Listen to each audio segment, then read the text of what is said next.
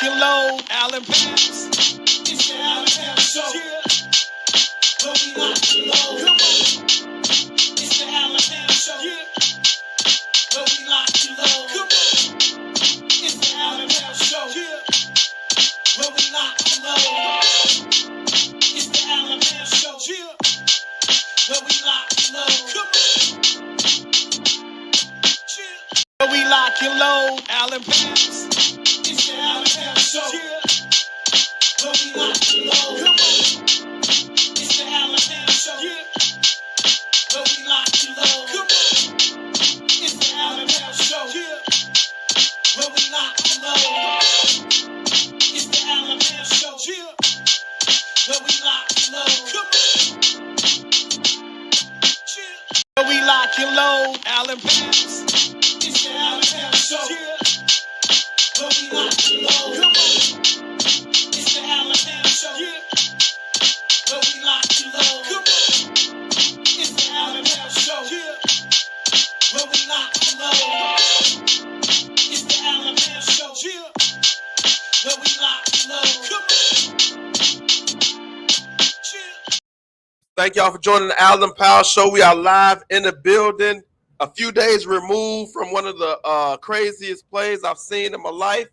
Got a couple of Bears fans to discuss it. We got other topics to discuss as well. The MLB World Series Game 5 is going on right now.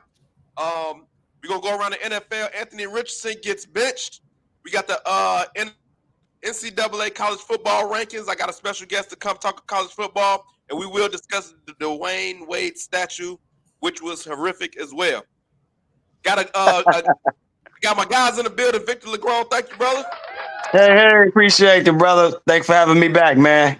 Yeah, I know it's under crazy circumstances, you know what I'm saying, but we're going to get through this week, and we're going to move on to Arizona. KC, the unbiased, he can maybe share some light as a not Chicago fan, but thank you for coming on, man. Maybe you can talk us off a ledge. It's been a tough week, tough couple of days. Maybe you can give us some insight into what happened, man. Thank you for coming on, brother. I got you. Appreciate you having me. Thank you.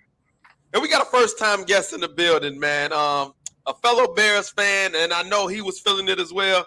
Mr. Raphael Adlam, thank you for coming in, my brother. Appreciate it, man. Appreciate it.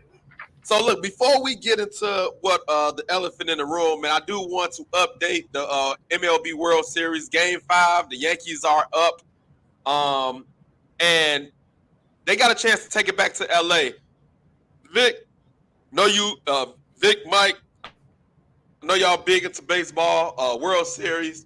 To me, the MLB is unpredictable, man. This is the one sport where even when you're down 3-0, you're not totally out of it. I know they give you all the stats about people who come back from 3-0, this, that, and the other, but I feel like baseball is the one sport where it can happen more often than not.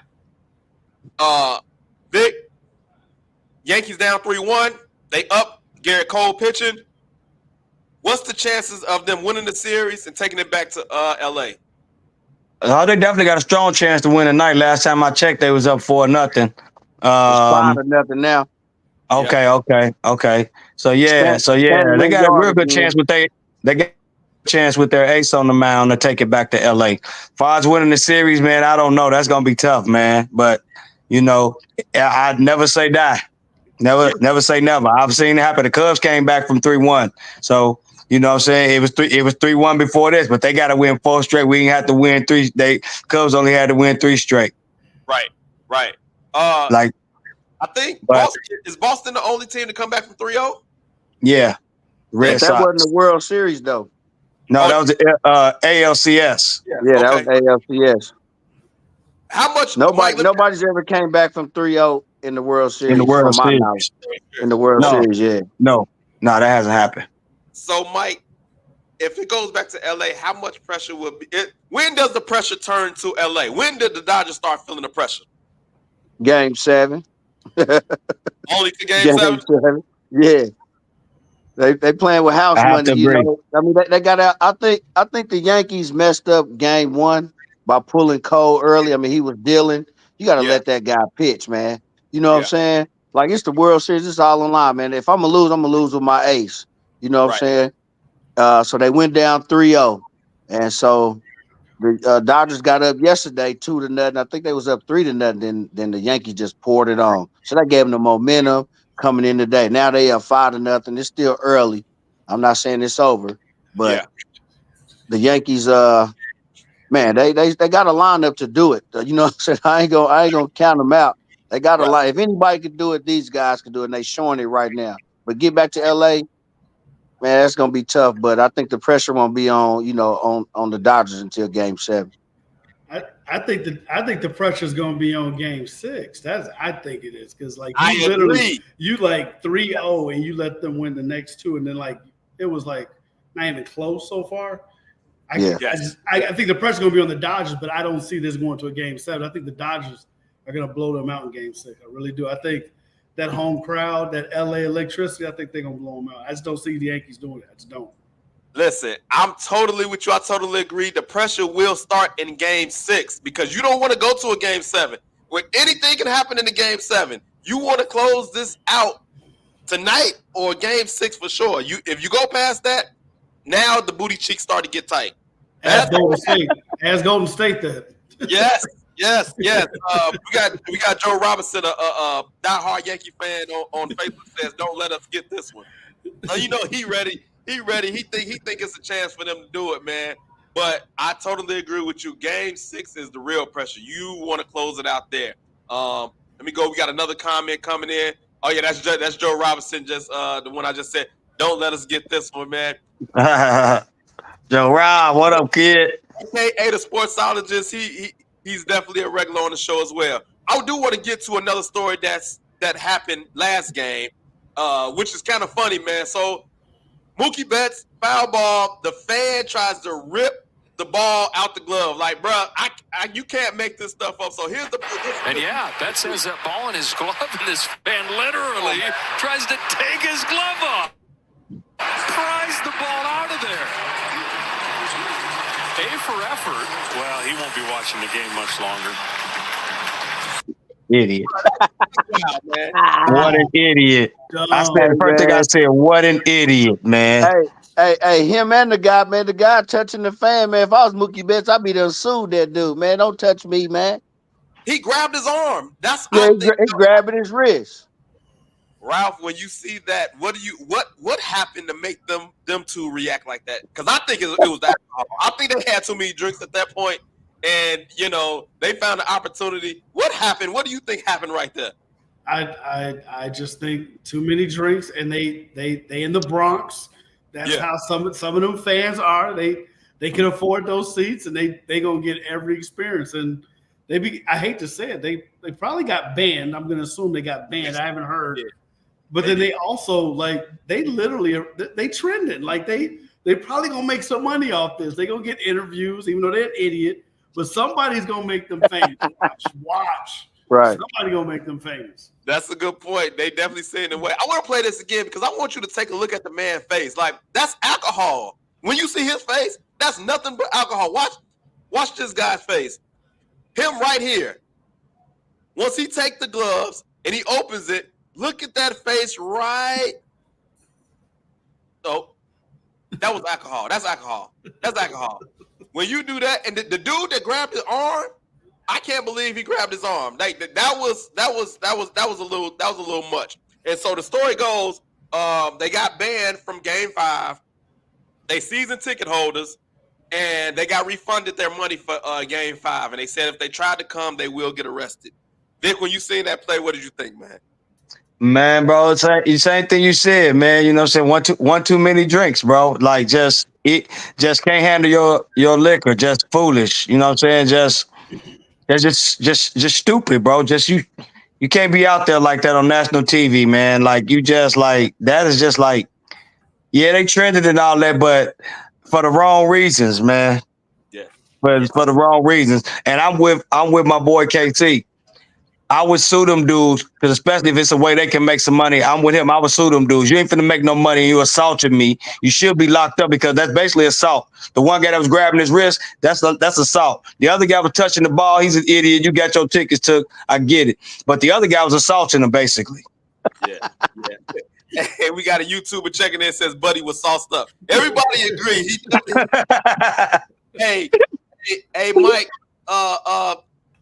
Can you think Mookie Betts can sue? Was it egregious as assault?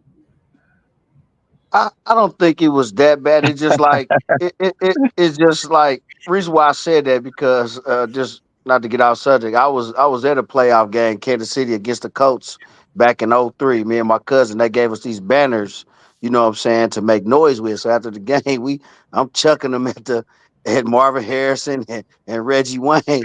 So, you know what I'm saying, I got caught, but I didn't get banned for life or nothing, but I got caught and they was like, oh, they not pressing charges on you. So I was just like, oh, I hit him with that. This guy grabbing his wrist. So I'm thinking like, well, shoot, if they was pressing charges for that, they probably would press charges. He actually physically touched the man. I'm looking at this now. Look how he grabbing his wrist. You don't know how much pressure bro, he got on him. Bro, he pulling the man up. Yeah. Hey, grab this wrist. That did look like simple assault for a second. Yeah. But I like, it was borderline assault. It was borderline assault. Yeah. YouTuber says not worth his energy. The media, them guys, the media, them guys up already. Okay, so he says it's not worth the energy to sue him. But no, I don't think he'll do it. We just talking, man. Yeah. So not to be the devil's advocate, let's be hypothetical. What if that pull on his wrist would have separated his wrist? He's out the rest of the series. Like he pulled on his wrist kind of hard. Like he did. Now if he held him up, so dude can strip the ball out. He was helping dude. He held him up so dude can strip the ball out. Yeah. Yes, but I'm saying, I mean, like you said, Al, I mean, it was the alcohol, man, adrenaline's rushing. I mean, what did he think? Like, wasn't that gonna happen to him? Right.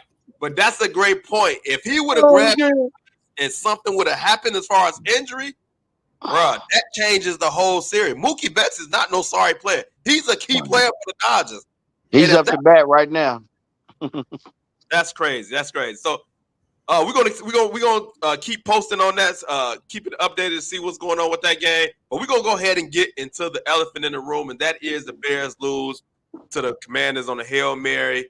Myself, I was at work when it happened. This is how bad it is. When you got to describe where you was at and the circumstances, and I'm just gonna tell you what happened to me. I was at work and I'm watching on my phone, and as I see it happen, I immediately turn off my phone and turn on gospel music. Immediately. I didn't want to watch no post game. Then I seen my boss. I said, "Hey, can I go home?" Everybody at the plant was yelling, and it was a madhouse. And we asked to go home. They didn't let us go home, but that was a tragic moment for us to lose like that. We played terrible, but for us to lose like that was I'm glad I was at work, though. I'll tell you that. I'm glad I was at work. If I was at home, I don't know what would have got tore up. Ralph, I want to tell me the circumstances under which you saw the play and reaction afterwards. Well, I was at home, but I was in. Here comes the Hail Mary with the kick. I'm sorry about that. Go ahead. Oh, no, go ahead.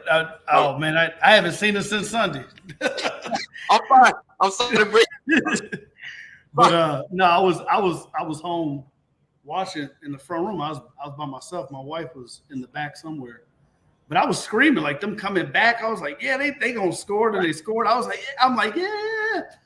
And then that last play, I was just like, you got to be kidding me. Like, I was sick to my stomach. And my wife was like, oh, you about to be in a bad mood the rest of the day. Yeah, kind of. Like it's read the room up. Because it's so preventable. Like, I get it. If it was like a legit Hail Mary where everybody jumped, the ball tipped around, and somebody came down with it, right, I could have stomached that. Right. That dude by himself, yes. And then like literally the next day, you start seeing on social media, my man is taunting the fans, and then the coach throws him under the bus and says he's the one that was supposed to block him out. Yeah, it was just terrible, like just terrible. Yeah, Vic, tell me how your experience went. Bro, I was home, and honestly, I was upset But I really didn't get too upset, bro, because honestly, I was off them Long Islands, bro. I don't even lie. I was off them Long Islands, and I was like, you know what? Cut the TV off and went to bed, bro. And haven't talked about that right now, bro. This coach is. I try to give him like the benefit of the doubt. Yeah, I do. I try to give him the benefit of the doubt on certain things. To turn around the way they've played since they got Montez Sweat, but literally. That was a microcosm of who he has been as a coach. Even in his first year, when we were supposedly tanking, we blew a lot of leads. We blew a lot of leads his first year. People don't even really realize a lot of leads his first year as a coach. Yeah. We started off last year, blew a lot of leads. Starting out, we got Montez Sweat. We went a little bit of run. We couldn't get the consistency on offense that they like, but. He loses a lot of leads, bro, because he doesn't take the time to look around, bro, and assess the situation. You had timeouts. Yes. You had timeouts. Yeah. Rally your team together again. This is the most critical play of the game. Yeah. Rally your team together again. Yeah. And then after all this, man, you know, you throw your guy under the bus. He tried to defer it and said, nah, he was talking to Bears fans and they was cheering him on. So it was kind of conflicting and all that from what he said and what the coach said. And it's just like a mess up there right now after that loss, bro. It just triggered down to a mess from what I'm seeing. Yeah, it was bad. It was bad. And I want to get to the timeout situation because how many times do we see it on other teams?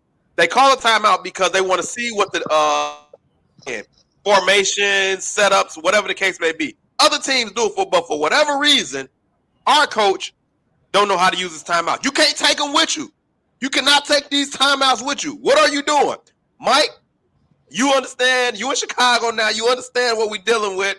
What was your reaction or what happened when you seen it or when you heard about it? So I was watching it because the Chiefs games was on at the same time. I think the Chiefs were up. And so, you know, I'm watching both games. So I seen y'all had scored, right? I'm like, oh shoot, the Bears about to win this game, right? Right. Up 3. Or was it up 2? Was it 12? It was 12-15, right? We was up 3. Yeah, up 3. So on the play, I think the play before, I was kind of surprised. You know, I'm just thinking like, man, you know, when Spags is putting pressure on guys, he's sending some pressure. Like, you're not gonna sit back and just, you know, just throw the ball, stuff like that. You know, because they were kind of back, and I think they picked up 13 yards. They got a little bit closer. That's another play too. Yeah, and then on the last play, I didn't see Stevenson until, you know, after. You know what I'm saying? So my initial reaction was like, man, you only sending one guy like a spy, man. Send at least 3 guys out there. You know what I'm saying? And then that'll leave you with 7 back there. Like, you can't have 7 guys on the route, no way. So I would just have 3 guys. And then when he threw the ball, I'm just like, okay, just knock it down. Like, you know, routine, catch it or knock it down routine. I seen it tip and I was like this. I was like, oh, I'm starting thinking about all my friends because a lot of y'all had called me already. Like, well, we got him, you know. So I was like, yeah, y'all came back.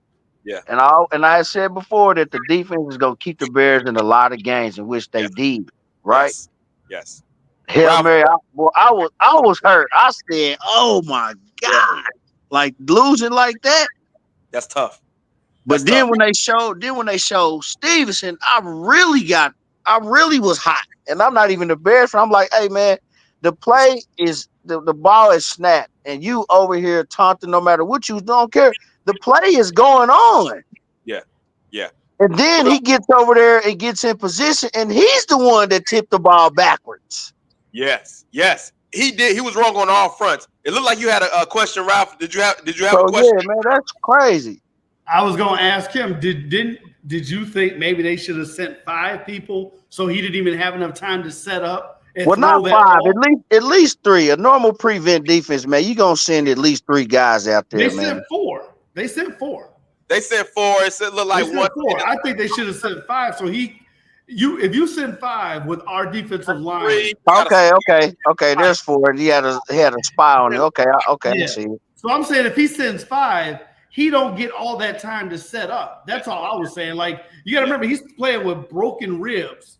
Yeah. If you send 5 and he throws it, he's not making that throw. He's not going to reach 65 yards. I would broken ribs on the run.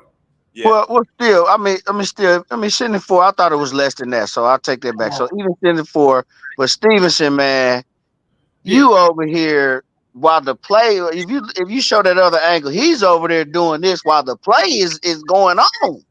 I got him. We're gonna talk about that. We're gonna talk about it. So I got him. But okay, before all right. Call a timeout or not. I just think the adrenaline was going by them scoring, and it's like, hey, you need a Hail Mary to win. You're not about to beat us.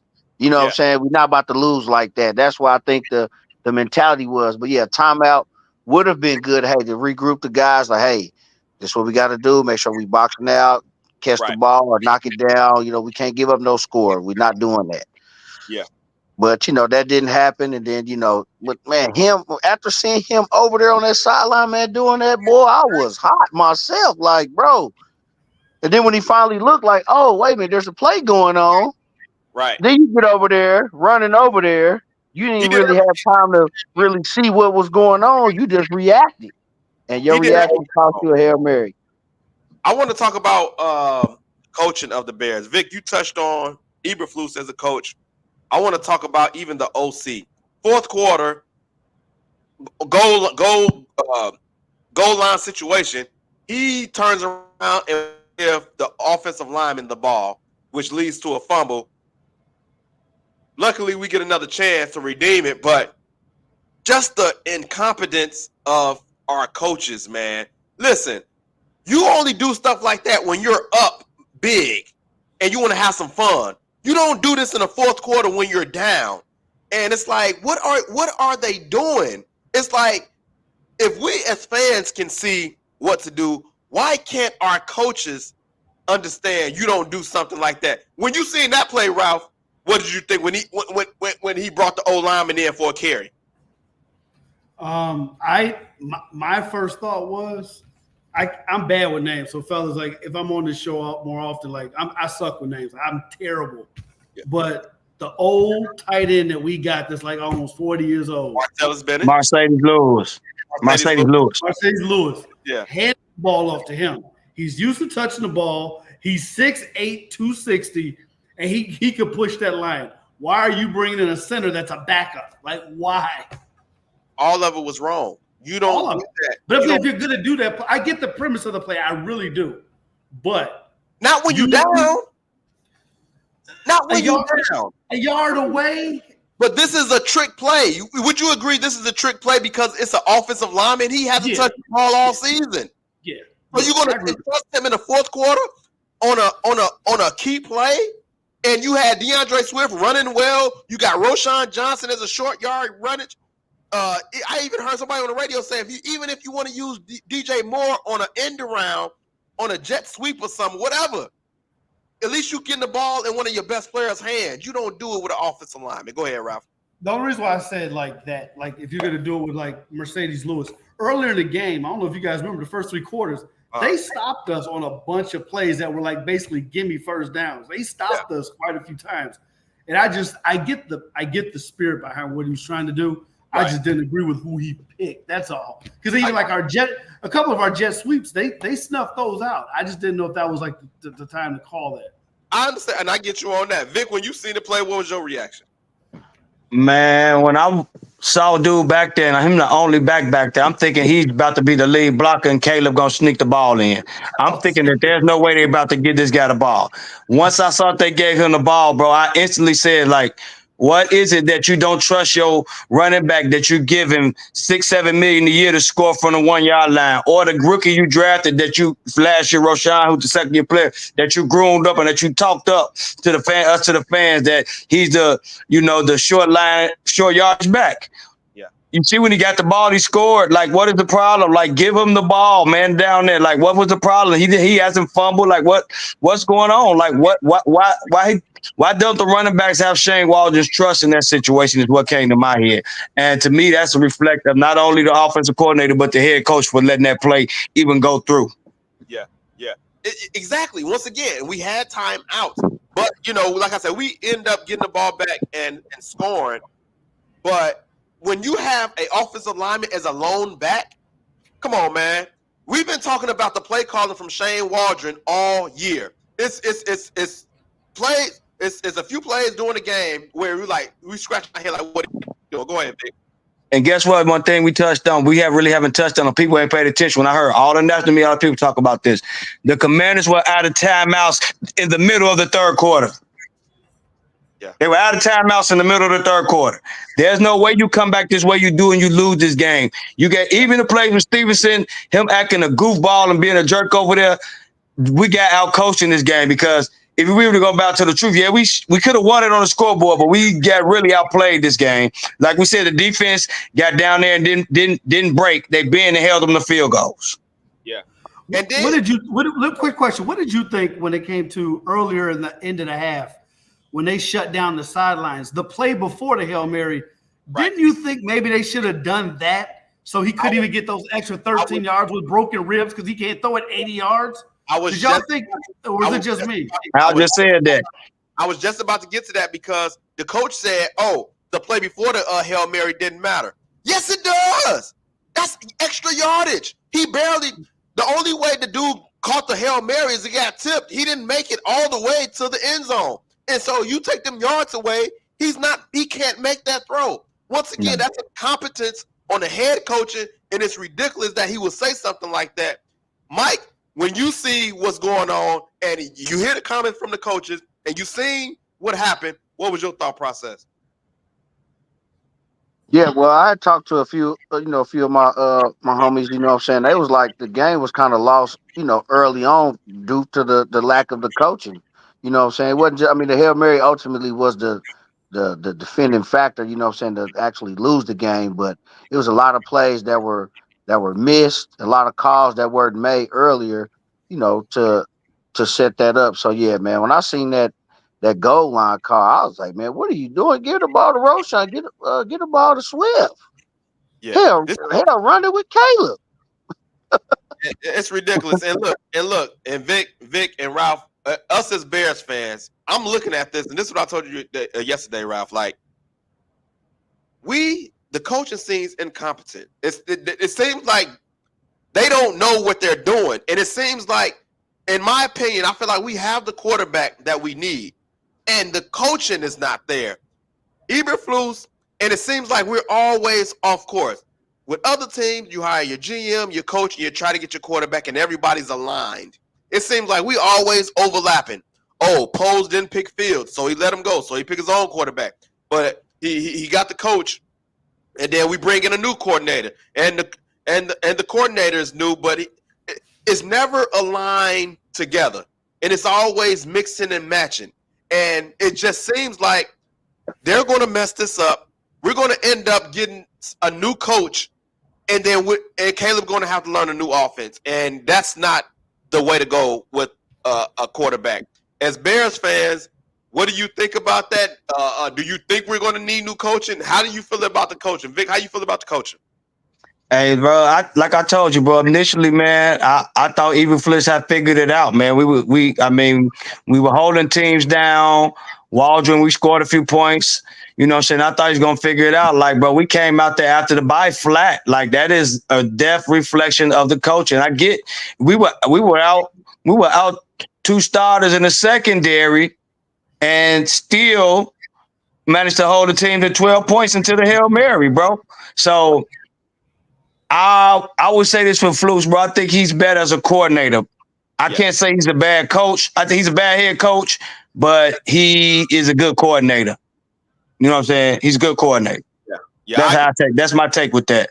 He's a good coordinator. He's not a good coach. I agree. Ralph, do you think we have the quarterback? Do you think we got the coaching to go with the quarterback? No. Like me and you were talking last night. Who was it that we just was talking about? They interviewed for the Cliff Kingsbury, the OC for the Commanders. When I heard that during the game, I was like, why didn't we hire him? Like how did he go through an interview process with us? And whatever his scheme was, what was it that Poles didn't like? Like what, or Eberflus? Like what didn't you like about his schemes and his play? Like I didn't understand it. So I agree with Vic. I don't think Eberflus is a great head coach. I think he's a very good coordinator. Like he knows defense. I'm not gonna act like the Bears don't have one of the best defenses in the league, and he's got them playing because he literally held Washington to 4 field goals. Right. 2 of those field goals should have been touchdowns, and we still stopped them. So I'm not gonna take away from what we do as a defense, but offensively, we do have the quarterback.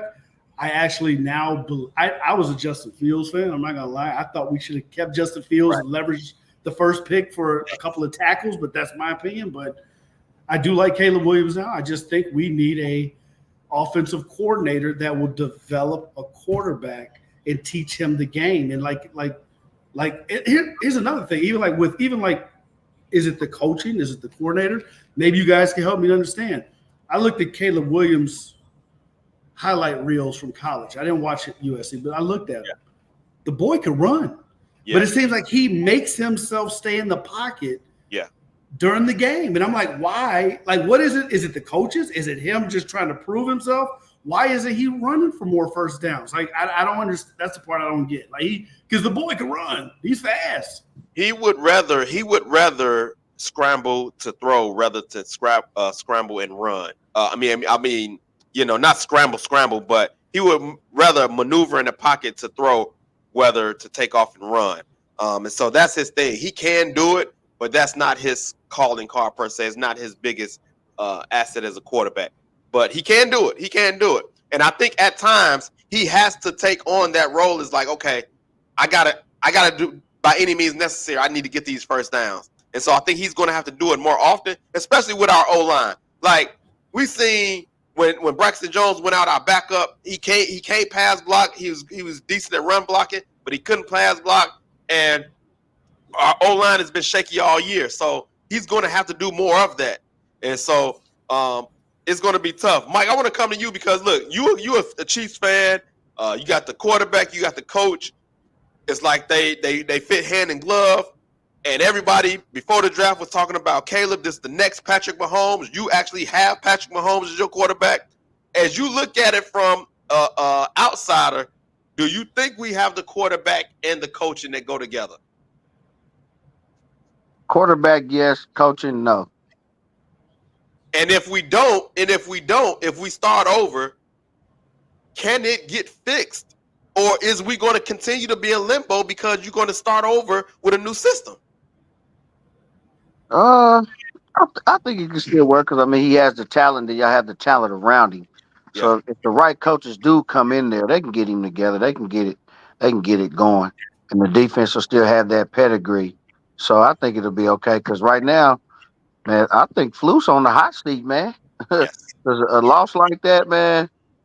That's just me. I ain't saying on the hot seat like he'll get fired if you lose this week, but y'all still got some division games coming. And I'm not saying those are going to be easy games because they not. No. You know what I'm saying? You had Washington on the ropes. You should have knocked them out.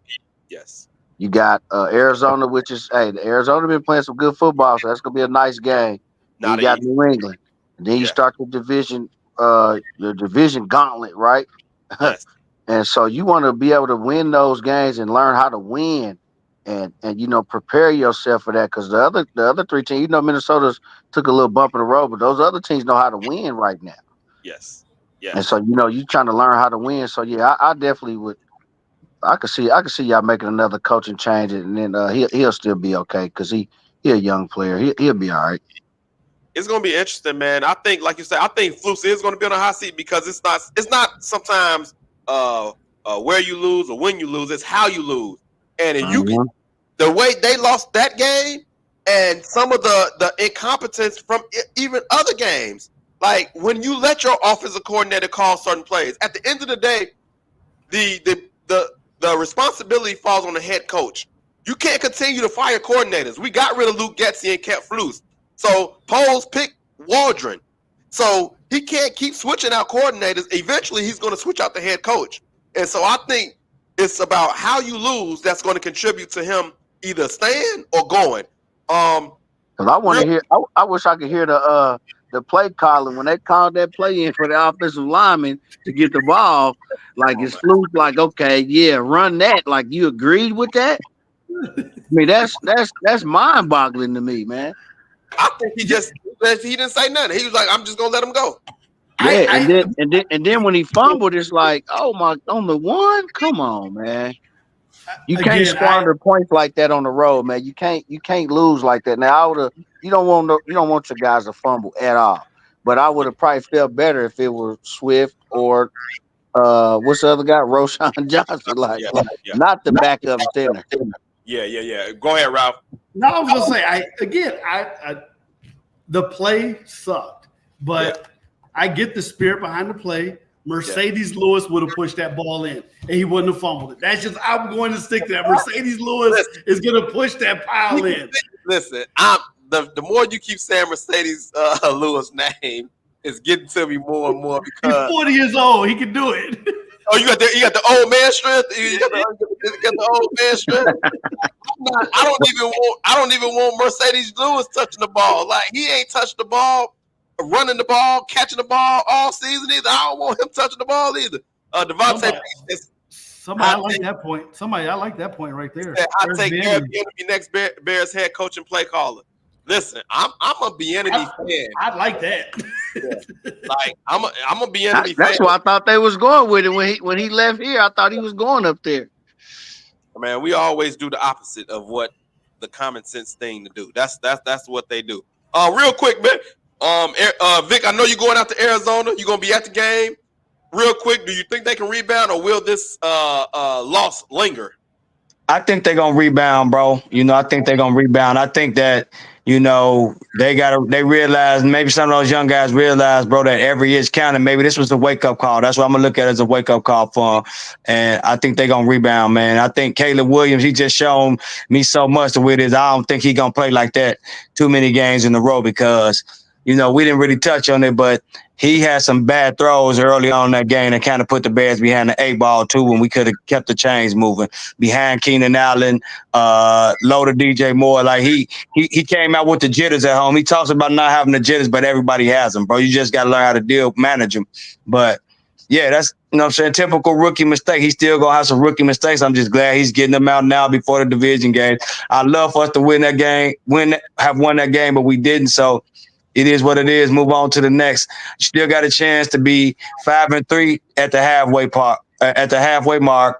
That puts you on pace for a 10-win season. If you can just come out and win some games, come out and continue to get better. Don't make these kind of mistakes. For the most part, you haven't this year. Even when you lost, it wasn't goofy stuff like this. So hopefully this was like a one-time thing, and the team keeps getting better.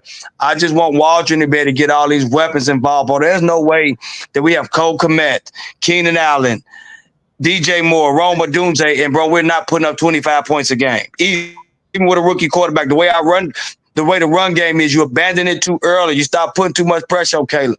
Bro, do like Detroit does. Detroit to get shut out in the first half when they run game. You look at the end of the game, they still going to have 25, 30 rushing tips between Gibbs and Montgomery. You see what happened? We kept on pounding that ball to Swift. We stopped breaking runs. We stopped breaking chunks. Yeah. Take the pressure out Caleb. When we run the ball well, Caleb has his best games. Yeah. So if the run games gets going to Arizona, and Arizona struggle against the run this year, the offense should be all right. I got the Bears putting up at least 25 this game. Speaking of the Lions, there's a story going around that the Lions OC might want this job. I don't believe it's true. I don't believe he's thinking about the Bears mid-season and all of that stuff. But if that is the case, I think it's a possibility if things don't straighten up real quick. I think this game in Arizona is going to be a tough game, Ralph. I'm scared of this game. Before the season, I was scared of this game because Kyler Murray just pulled off a Houdini act in Miami, coming back, and he's a tough cover. Like, he can move around. He can make things tough. And I know we got a good defense, but this is the type of game where the defense have to have containment, not get too far up the field, and don't let him get out the pocket and start making plays. They're on the road, but they got to go across the country. Like, it's a tough game. How you feeling about this Cardinals game, Ralph? Honestly, I'm not feeling. Obviously I want us to win. I just don't. I'm not confident about it at all because I think there's going to be, like they said in the news today, that there's going to be. They're keeping the in-house fallout from the Hail Mary. Yeah. Mentally, like, think about it. Like, if the four of us were on the team. And we got to sit on the plane next to this dude who sat there and tipped the ball back to them when it was his job to cover that person. Like mentally, I don't know if they'll be able to come out and play. I think one of the guys even said it. They came out of a bye week. They came out flat. I forgot about the fact they came out flat the first 2 quarters. So do we really have a head coach that's going to get them fired up, geared up? Because we definitely don't have a Dan Campbell. We don't have the intelligent, like, the guy in Kansas City. So I just don't. I'm scared. I really am. I think the defense will do what they do.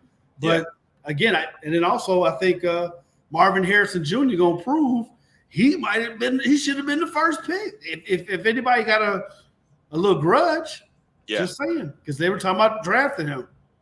It's this is definitely going to be a tough game, Mike. As you see this game, how do you think the Bears can rebound, or do they struggle against the Cardinals? The Cardinals is not an easy game. Yeah, I was going to touch on that earlier, man. Yeah, coming out the bye week, man, y'all didn't score any points until what, the third quarter?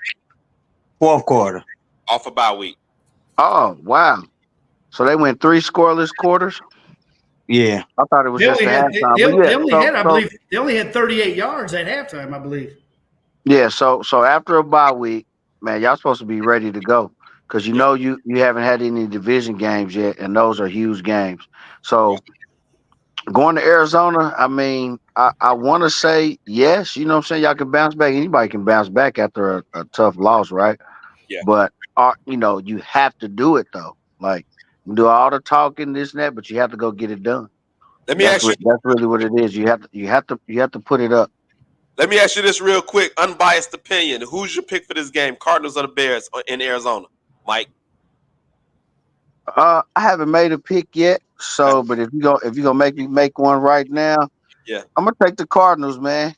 I think that this loss could still be lingering, man. Because I've been listening. I listen to ESPN 1000 and 670.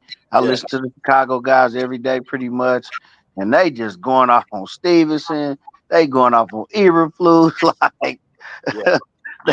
Everybody's upset. The callers calling in. Everybody's upset. But I mean, to make all things better, they have to go out there and win. But you have to go do it. You know what I'm saying? Right. You have to do it. So, I mean, like I said, I'm not saying I want the Cardinals to win. Right. This loss might be lingering, but we'll see if you can bounce back. That's why I wanted an unbiased opinion, just your gut of what you saying. But you mentioned the callers calling in, talking about Stevenson. And we're going to go ahead and talk about him. And we're going to talk. We're going to touch on this real quick of what he did. I'll call you in a minute. Being spiked, the ball, and he just now goes over there, and so you cannot do that. My thing is, what was he thinking? He was so amped up, he thought he had the game in the bag. He was amped up, he thought he had the game in the bag. But my question is this. With him doing that, pointing at the fans, and is that the Bears sideline over there? Is that the Bears sideline over that side? He was saying he was talking to the fans. He said he was talking to I'm just asking, was that the Bears sideline or no? I don't know. I don't even know. I'm trying to say, I'm about to say, let it keep going. That was the Bears sideline. It was? Yes. Because I'm saying he's over there by himself. Nobody seen him. Nobody thought to call a timeout. Nobody said, Eberflus, hey, timeout. It's ridiculous, man. But let me ask you this. Go ahead, Raph. Now, I was going to say, even like there's another video going around on social media. There's Bears fans in the front row up against the field. They telling him, like, look, like the play. He's still like, he was like, I don't know. Like, he was not focused. Like, that again, I think that's part of the coaching. If you got a 53-man roster and you can't get these guys amped up and ready to play, they're not even focused on watching the game. Yeah. I don't know. I don't think that happens under Dan Campbell. I don't think that happens under Andy Reid. It definitely ain't happened under Mike Tomlin. I just don't see it happening there. I just don't. Yeah. Flus is more laid back. I would say this game bet not cost us the playoffs. I already said Stevenson probably don't need to go out for a while. He need to Uber everywhere, get delivery. He don't need to be seen out in town. But they on the road, but This game bet not cost the Bears the playoffs. But let me ask you to put your coaching hat on. Vic, put your coaching hat on. Are you disciplining Stevenson for the next game? Are any discipline for Tyrique Stevenson for what he did? I mean, as a team, I would find them, man. You want to play games like that, like you ain't playing the way you supposed to. I'm paying you to play football. That wasn't what you was doing right there.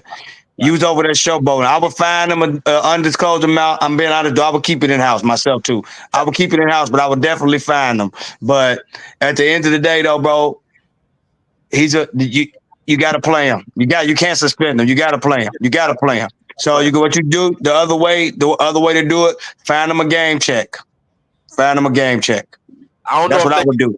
Okay, I don't know if they could do that. You know what I mean? Something like I don't think they can do that the way they bargain and set up, but only thing they can do, I don't know what. Don't start them the first play, like some college. You know what I'm saying? Like, good point. Yeah, this like it really ain't much they can do. I mean, and he's gonna play. Yeah. I like finding the undisclosed amount. I like that part. Make it undisclosed and maybe a play or something like that. Before I bring my college football analyst on real quick. Let me to cut you off. Montez Sweat said that he had to get up and talk to all the guys, not just the coaches and what I'm saying, the entire team, coaching staff, equipment managers. Like he had to apologize to the entire team, everybody that came down there with him, bro. Like what? Like that was crazy. I've never seen nothing like that. Yeah.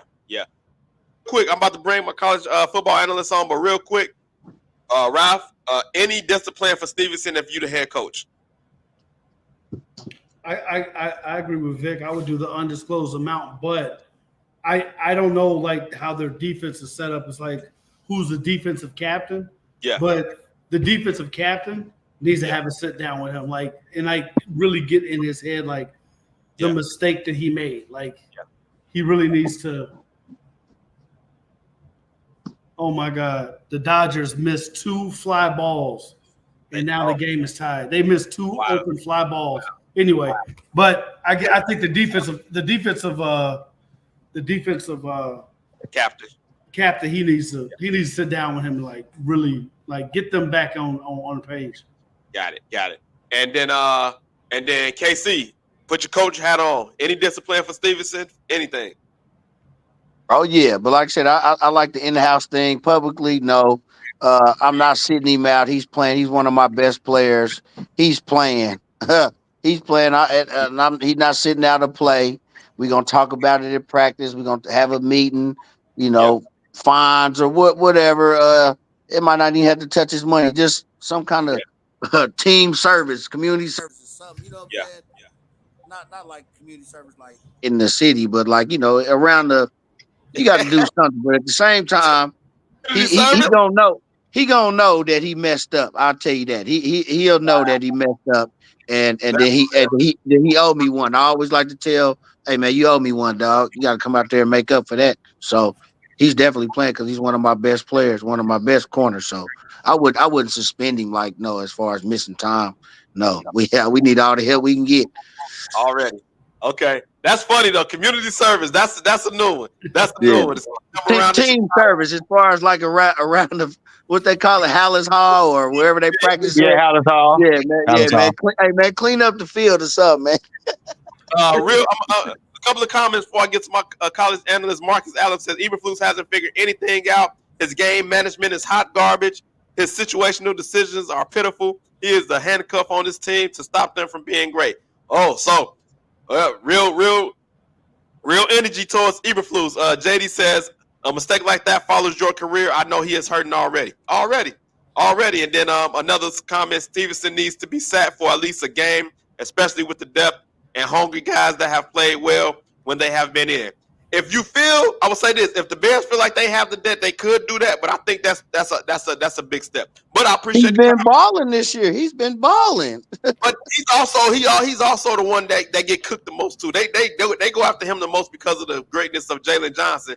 But he's still a solid cornerback. I mean, but he's still part of the number 1 pass defense in the NFL. Yeah. So if your second corner can hold up to where your defense is still in the top of the. He's been balling, like Mike said. Period. Yeah, he gave up that one play to Scary Terry. Then after that was it. We didn't hear from Buddy no more. We didn't hear from really anybody on their offense all day. On they moved the ball between the 20 and 20 well, but they didn't really cook us at all, bro. Yeah. So we will see what happens coming up. You will have live action as you're at the game. But I want to move on to some college football, man. I want to bring in my college analyst, Mr. Devontae Piggy, in the building. Thank you for joining the show, brother. What's going on?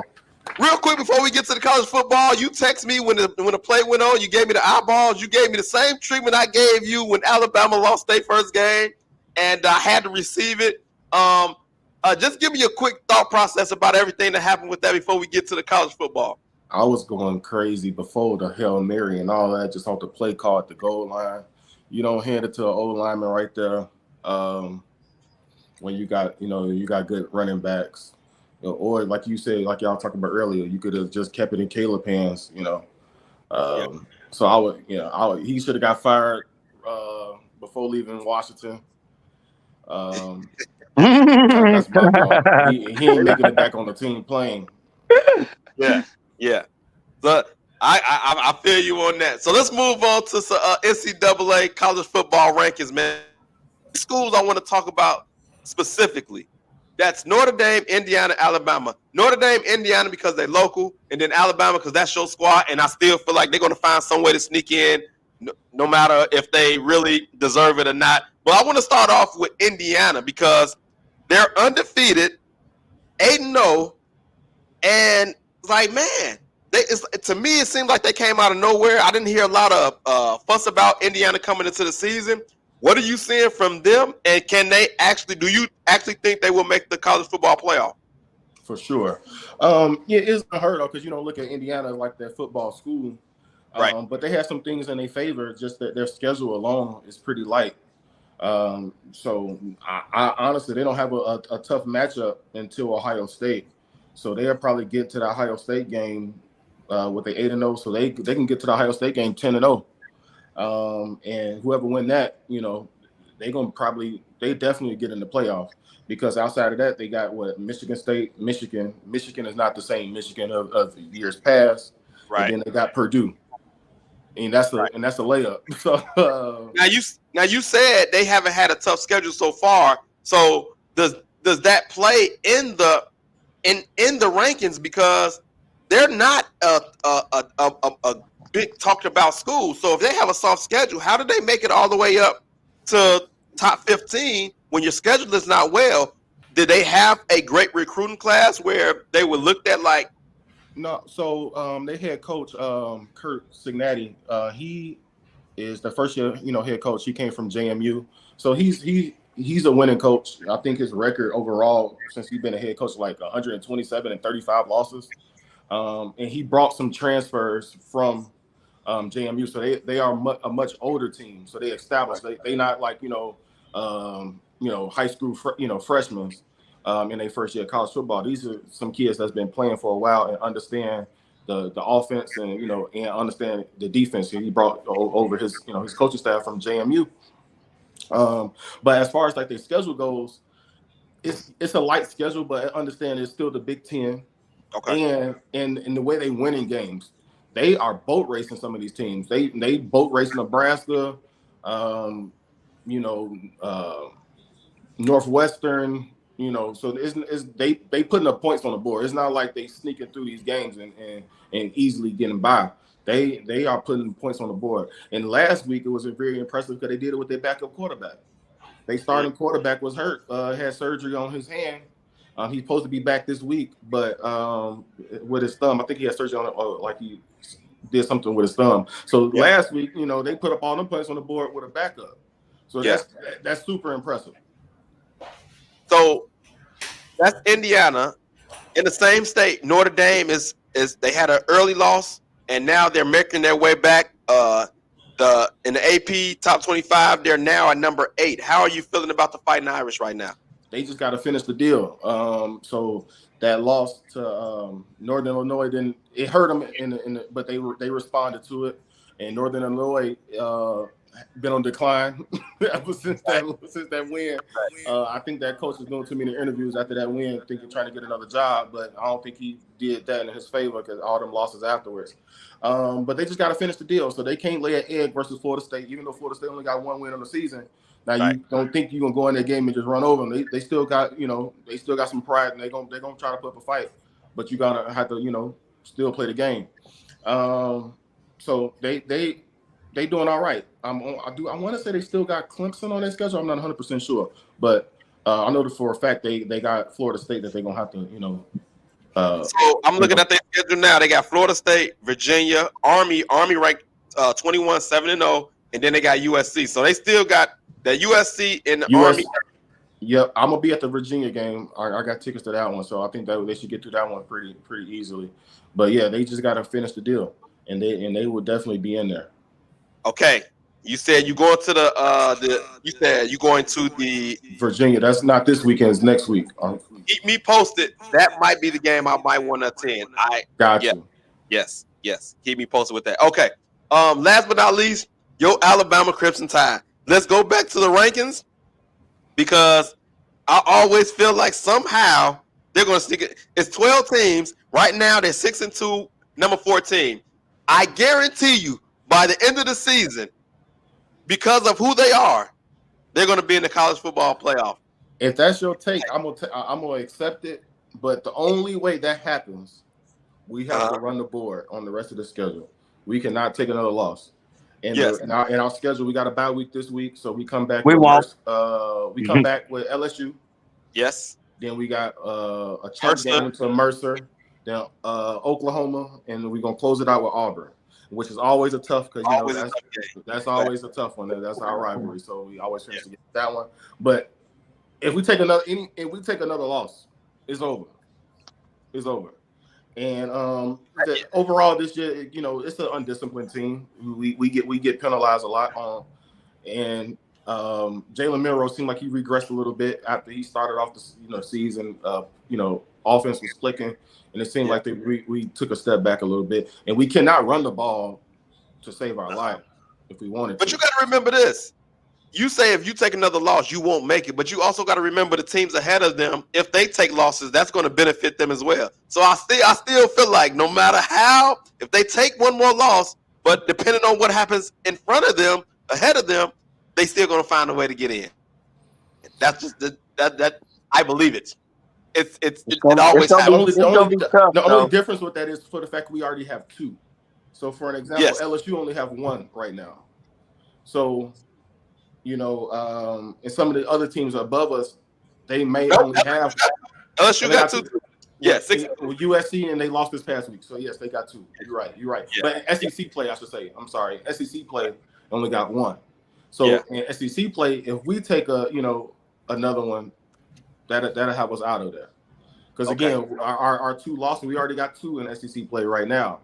We took that one to Vanderbilt, then we took the one to Tennessee. So if we have another one in SEC play in our own conference, I don't see us, getting up in that 12-team playoff.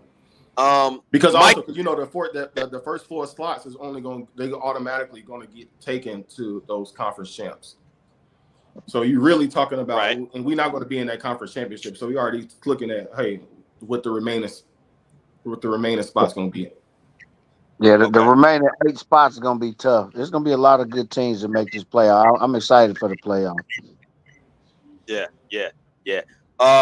Vic, anything you want to add? I know you went to the college football as well. Yeah, man. He kind of already touched on my Notre Dame, man. That was a bad loss to Northern, but like I said, I like the way they responded.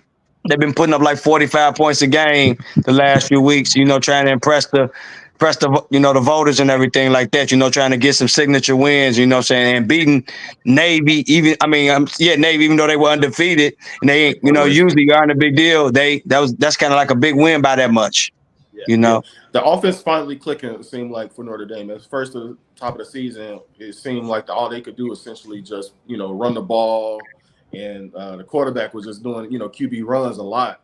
But it sounded like now they're starting to open up that passing game a little bit.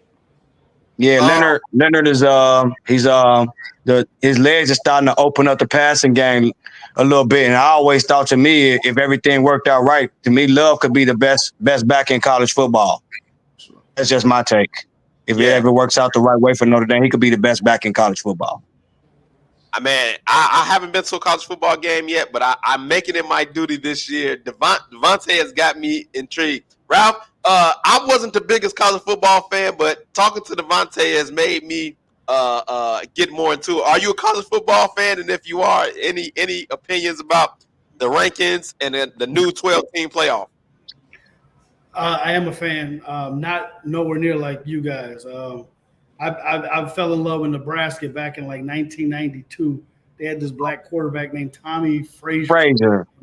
Yeah, I love Nebraska. I got like so much Nebraska stuff, but I've been to a couple college games, but I watch it on Saturdays, but I don't like follow like the rankings and all that because I just don't. It's just But like I said, if I had to pick, I'm going to say, I've always known Alabama's always good, and then Michigan, and but outside of that, I don't know that much about it. I ain't gonna lie. Right on. Hey, listen, I was that's why I bring Devontae on every week so he can tell us what's going on, because I'm not into it as much as he is, and that's what. But I will say I'm glad they finally went to that 12-team playoff, because that 4-team was so not fair. That was not fair at all. Yes. And Devontae, I usually let you go at this moment, but I want to keep you on because we got to talk about. Not D-Wade. We can't talk about. We got to talk about. I know you. I thought you were going to Colorado me, man. Yeah. We'll get Colorado on break this week, but I'm pretty sure it's going to come up again in the following weeks. Hey, they bowl eligible now. Yes, and I know you said before the season that you had a certain prediction of wins for them, and you think they was going to get it. They got it, and I think they're probably going to get more. For sure. But we got to talk about this statue, man, because what's going on with these statues, man? Like, this is getting out of control, man. Like, I remember the game, but come on, man. This getting out of control, bro. This is like a man, who are the artists nowadays, hey, bro? Man? Who are these artists now, bro? Man, when I first saw this, I said that looked like Thanos, man. But the worst part about it seemed like D-Wade QC'd it because he posted pictures of him like they making it. Why they was making it and doing like a quick review. So clearly he was cool with this. So he must have been scared to tell him. He must have been scared to tell him like, nah, this ain't gonna work. Nah. Or I didn't think he probably didn't think it was going to go crazy like it did. Some people he probably like, oh, it's bad, but it ain't that bad. Yo, this is terrible. Man, this is terrible, bro. Terrible. It's terrible. Like, and I was watching NBA on TNT. They was like, man, why don't you just get the guys from the NFL to do the statues, man? The dudes Thank you. This is getting out of control, man. Like, man. Who are these artists, man? Yeah, crazy. It's getting out of control, bro. You can't do this, man. Just give me a regular photo. If this you gonna have me like this, just give me a regular photo. I don't want one of my moments where it's gonna turn out like this, and now everybody I'm going viral for the wrong reason. Man, I'm talking about some man. They heating them up, bro. They heating Buddy up, man. They said as Lawrence Fishburne. They said man, they call him everything but D-Wade. He might as well just cut his head off, just had the jersey on, and just. Everybody knew the moment that he did that. It's an iconic moment. Like, yeah, this is terrible, bro. But is this the worst statue ever that y'all seen? Because to me, I think it is. Going off the top of my head, is this the worst statue ever? Man, the last 3 statues, man, they all right. Man, to me, Kobe was terrible. This is terrible. How they did Allen Iverson, man, it's trash. Like, come on, NBA, what's up? They were bad. So the Iverson and the Kobe. I felt like the Kobe's was safe. Kobe, he just had a one finger. It was safe. Iverson, they had him doing a crossover. So okay, cool. But the face, none of the faces was this bad. The face on here is terrible. That's what takes the cake. It's the face. It is bad. And then at that time, D-Wade was a young man. He looks like he's 55 in this statue. That's a fact. D Wade was 27 years old, bro. Probably, I think, during that championship game, man. Oh my goodness, man. He 27, maybe 28 or something, man. He looked 55 in this thing, man. 60. It's bad. It's bad. Somebody, it's already done now. They're not gonna do it again. He had his chance to say no, and he said yes. So he got to live with this. That everybody gonna be taking pictures with this and posting on social media and this and that. And they're not going to be posting good things. They're going to be, probably saying some off the wall stuff about this statue. So it's not nearly as like the Jordan statue in Chicago. No, or the Pippen. So they're gonna have to figure this out, man. But it's bad. But listen, we're about to get up out of here, man. I appreciate all my guys for coming on. Ralph making your debut. Vic, my brother. Peace out, man. I'll be reaching out to y'all, bro, from Arizona. You and Mike, man. So we'll be in tune. I bet. Hey, 7-0, baby. 7-0, baby. The Dodgers We didn't get to the Chiefs, man. It's Chiefs 7-0. Hold on, before we go, when do the Chiefs get their first loss? Let's look at their schedule. I want to go through the schedule real quick. When the referees call an honest game. Oh, damn. Man, cut him off, man. Cut him off. Dang. Shots fired. So look, they 7-0. They play the Bucks. They play the Bucks coming up. As I look at the schedule, they got the Buccaneers, Broncos, Bills. That Bills game in Buffalo, I would call that's the game I'm gonna say they're gonna lose right there. What are y'all thoughts?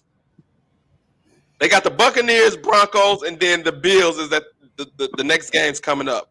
After that, Panthers, Raiders. I got the Chiefs winning all three of them games, man. That's just me. I got the Chiefs winning all three of them games, bro. I agree with him. I can't see the Chiefs really lose. Maybe Tampa Bay if they have a really here's my thing, bro. Here's my thing, though, bro. Like, why is it? And I'm not even a fan, but I'm a fan of the game. Why is it so hard to respect this Kansas City defense and what they've done from the beginning of last season till now, bro? Like, do y'all understand how good that defense is? I'm not even talking about Pat Mahomes, man. Do y'all realize how good that defense is, bro? They gonna keep them in every game, just like the Bears defense is gonna keep the Bears in every game. And Pat Mahomes gonna pull it out, though. I agree. Pat Mahomes gonna pull it out. Tampa Bay got some firepower, man. I got two of their receivers on my fantasy team, and both of them out for the year, bro. And both of them out for the year. They hurt. Well, yeah, bro. Evans will be back, but he's not playing this game, and then Godwin out for the year. They say he'll be back to what, week 12? Yeah, he's gonna be out nursing that hamstring. And the other guy, he got a what, torn ACL? He had a broke ankle. Yeah. A broke ankle. Okay. His ankle. I'm picking that game because it's in Buffalo, and Josh Allen got so much to prove against Pat Mahomes. That's the game I'm picking, me personally. Hey, Al, that's not a bad pick. Al, that's not a bad pick at all. That's not a bad pick at all. In Buffalo, it's not. But I just think, man, I think Pat Mahomes, and you got this man D-Hop and them boys, now he finna get the rolling, man. I'm telling you, bro. Just me. I just see D-Hop fitting in so well with what Mahomes do, man. He's still a route runner, bro. He's still an excellent route runner. And Mahomes gonna put that ball right on the money to him, bro. He gonna open the offense up, help Kelsey, help all the guys get back on target. You ain't gonna be able to double Kelsey no more. That's a good point. The addition of DeAndre Hopkins. Go ahead, Mike. Hey, Buffalo can win that game. But just holler at me in the playoffs. But I'll say this: if they beat Buffalo, bro, they gonna be like, I'm looking at that game. It's gonna be the Arrowhead Invitational again, man. Arrowhead for the championship game, and I'll be there. They gonna be 12-0. If they don't lose to the Bills, they're gonna be 12-0 until they get to the Chargers. They probably beat them 13-14. They're gonna beat the Browns. They next tough game is the Texans. So they're gonna be staring down a possible undefeated season if they get past the Bills, in my opinion. So yeah, and that the Texans will be at home on a Saturday. They dealing with a lot of injuries right now, and I think we'll start to get healthy once December hits. We get like 3 or 4 guys back from offense and defense, and then a tough game. I'm not saying we'll lose that game, but an interesting game is I might be at that game too. As we play after that Saturday against Houston, we play Pittsburgh on Christmas Day at like 2:00. And Pittsburgh that's gonna be the toughest game. rolling. It's always Pittsburgh always plays tough, and that's always a good game. But like I said, we might set some people at that time. Andy Reid's real smart about that, and then I don't know, man. It's gonna be real tricky. As a player, hell yeah, you want to go undefeated. You know what I'm saying? If we get late in the season and we still undefeated, I think they're gonna go for it. But if we take a loss here or there, then I think they'll rest, because if you do rest some players and you get the number 1 seed, it's gonna be like 3 weeks before you play a meaningful game. And rest is good, but that's still kind of tough. Yeah. I think, but if anybody can do it, man, I trust Big Red and Pat, man, to get it done. So whatever they decide, I'm roll with it. We lost 6 games last year, so a game or 2 here, it ain't gonna hurt me. I think Pat will want to do it based on what they're doing, possible 3-peat. I think they will want to go for it. Bobby Braille says Tampa Bay might be the first loss, but I think they would try to go for it. That Steelers game is on Christmas at noon, and it's on Netflix. So that's going to be crazy. That's going to be crazy. But listen, we about to get up out of here, man. Appreciate all y'all fellas, man. And as always, peace. We'll see y'all next week. We lock and load, Allen Pants.